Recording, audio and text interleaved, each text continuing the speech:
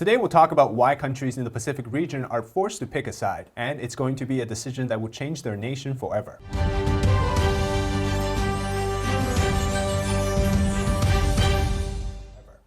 Welcome to China Insider. I'm David Zhang. Have you noticed something interesting lately? Some countries are running to China to meet with Xi Jinping. Other countries are running to America to meet Biden. And interestingly, this all ties into the importance of Taiwan and peace across the Asia region. Xi Jinping of the CCP in recent months met with Macron of France, Lula in Brazil, Li of Singapore, Sanchez of Spain, and Ibrahim of Malaysia. While the US President Biden met with leaders of the United Kingdom, Australia, and members of the Bucharest Nine, which are NATO allies in Europe. But perhaps the most important meetings that took place happened actually last week and will happen this week. Today, the president of the Philippines met with Biden to discuss the relationship in the Indo-Pacific. Marcos Jr. comes to Washington seeking an answer on how to solve China's aggression near the Philippines, where they're actually threatening the fishermen and violating international water and territorial claims. The two nations will also discuss increasing military cooperation. And just a week before, South Korea's President Yoon Suk-yeol comes to the White House to establish a renewal for the U.S.-Korea relations, allowing the U.S. for the first time in 40 years to dock nuclear-capable submarines in South Korea. Meanwhile, it seems the Philippines and its political class are forced to make a decision, one that many countries in the region will also have to make, perhaps very soon, which is to side with China or to side with the United States. Now, this is a difficult choice in Asia for China or America. It's a difficult choice because the ties with China go back thousands of years in history for many of these nations, while in contemporary history since the end of World War II and stepping into the modern age, the US has been the ally many have turned to. If we just take a look at the balance of power in Asia, we have Japan, Australia, and Taiwan, who are the closest allies in the region of the United States, along with Korea now.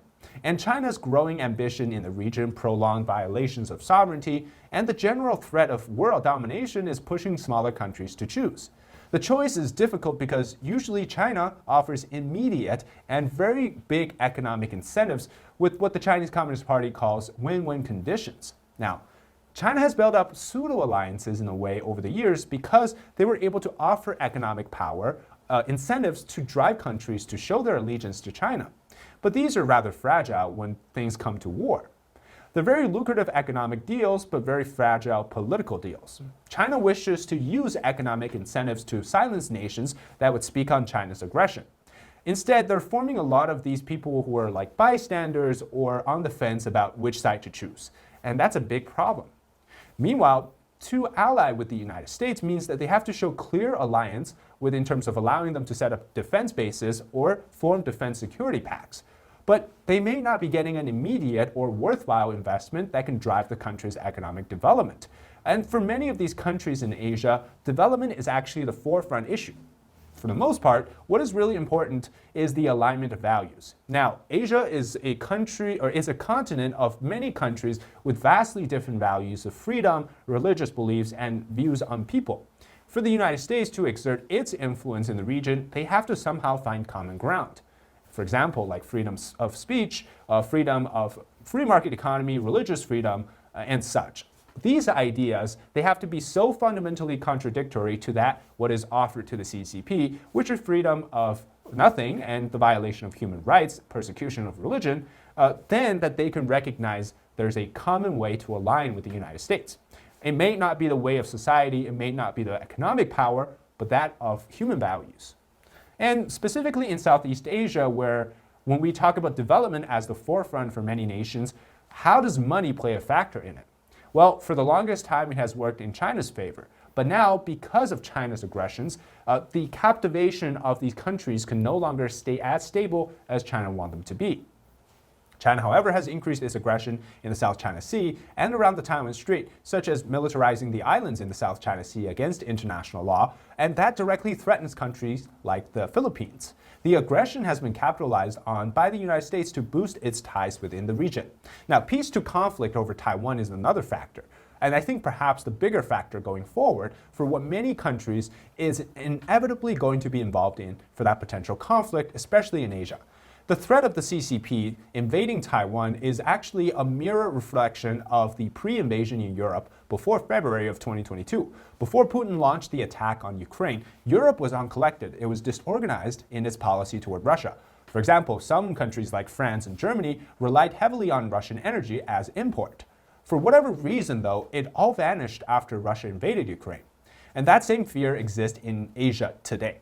Many of these countries would have to lose all of their economic incentives to go to the other side, to the United States. And in doing so, it's going to cause a lot of trouble for them. So, do they align with value or money? That becomes the biggest question. And countries at some point would have to realize that they will be involved one way or another. Either that's a great involvement, perhaps like that of Ukraine, where they directly send military support to Taiwan, or in the case of the United States, Japan, South Korea, Australia, and the United Kingdom, those countries will actually be using arms and personnel on the ground to support and fight against the invaders, which are the People's Liberation Army forces from China. And especially for South Korea, we see that President Yoon Suk-yeol's recent Washington trip made it clear that he now chooses the United States going forward. Allowing nuclear-capable submarines from the U.S. to port call in South Korea, which is the first time in 40 years, is a big, significant move to support his stance on where South Korea stands on China versus the United States. For South Korea, President Yoon Suk-yeol's recent Washington trip made it clear that he chose the United States going forward, which allowing the nuclear-capable submarines from the U.S. to port call in South Korea, that first time in 40 years, is no accident. It's a significant move to increase the ties of South Korea's involvement, but also the U.S.-Korea relationship. In his speech to Congress, Yoon stressed that South Korea and the United States are bonded by blood sacrifice from the Korean War. Sons and daughters of America sacrificed their lives to defend a country they never knew and the people they never met.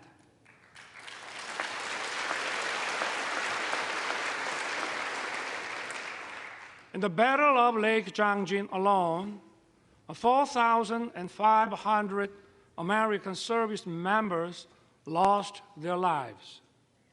Over the course of the war, almost 37,000 U.S. soldiers fell. Now the U.S. is also considering landing strategic bombers in South Korea. Yoon may not look like he got much, or perhaps even on the paper incentives, but because he chose to align with values instead of economic incentives, that's a big step and a demonstration to other countries in the region for what will essentially define the future of the Indo-Pacific region. That is, values, ideology differences between China and the United States. So countries will have to choose.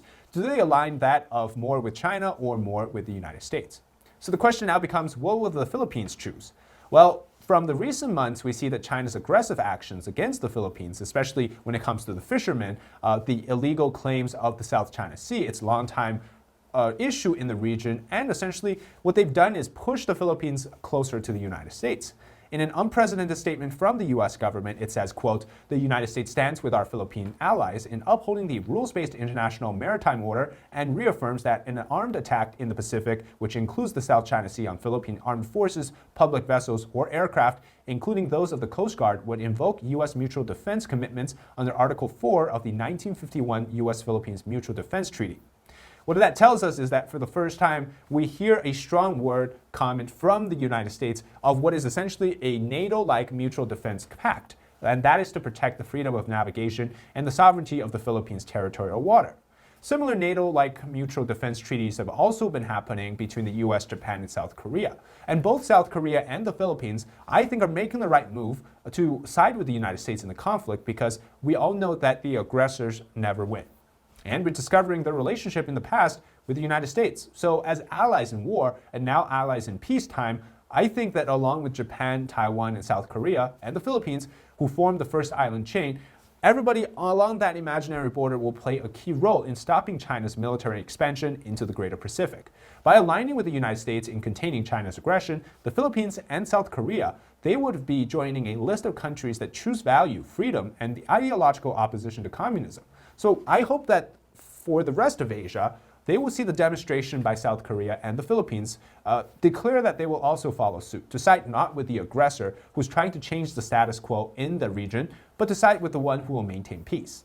And that's it today for the analysis on where South Korea and the Philippines stands when it comes to dealing with China. If you enjoy the content, please leave a like and also comment below what your thoughts are on the topic today. Also subscribe to our channel to help us grow. I hope you enjoy the content. I'm David Zhang. This is China Insider. We'll see you next time.